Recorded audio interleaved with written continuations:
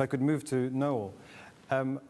Do you see the same kind of complications or disruption in the asset management industry? And what have you observed that the asset management industry went through in this Brexit period?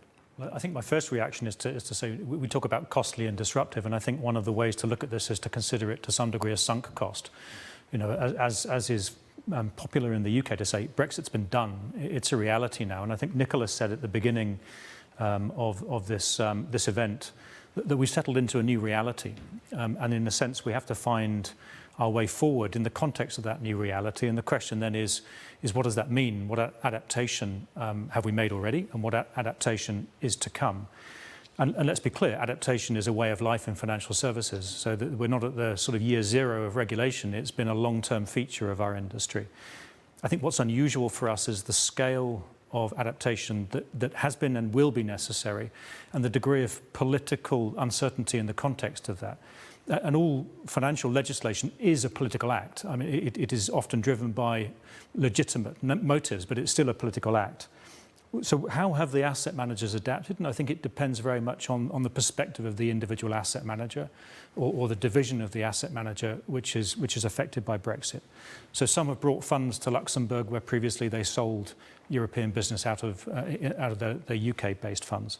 Some have brought management companies to Luxembourg where previously they were working, again, from a UK fund selling into Europe, so they didn't need a Luxembourg management company. Interestingly, some have created MiFID licenses, not only in Luxembourg, but in other European financial centres as well. And largely that's because if in the past they sold discretionary portfolio management services to European-based clients from a London licensed entity, they couldn't do that in the future. So the creation of those MiFID entities in Luxembourg certainly has happened, and also in places like Frankfurt and Paris, I think are significant adaptations. All of this demands a degree of substance as a necessary condition for getting the authorizations.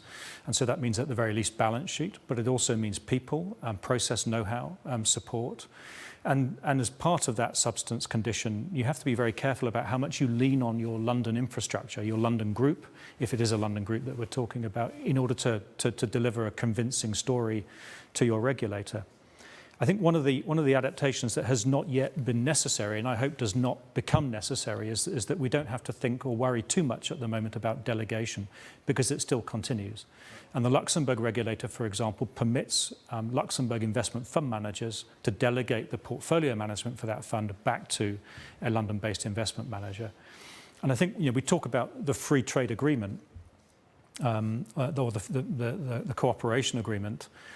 It does mention financial services quite a lot, to say that it's not relevant. It doesn't apply to financial services. It's quite a lot, actually, if you do a search.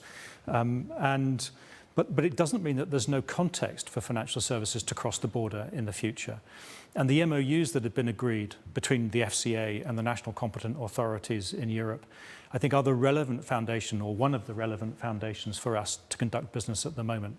And delegation, I think, and I hope, will continue. And there is some discussion around delegation, but that's a political act. I don't think that that's born out of any underlying regulatory need at the moment.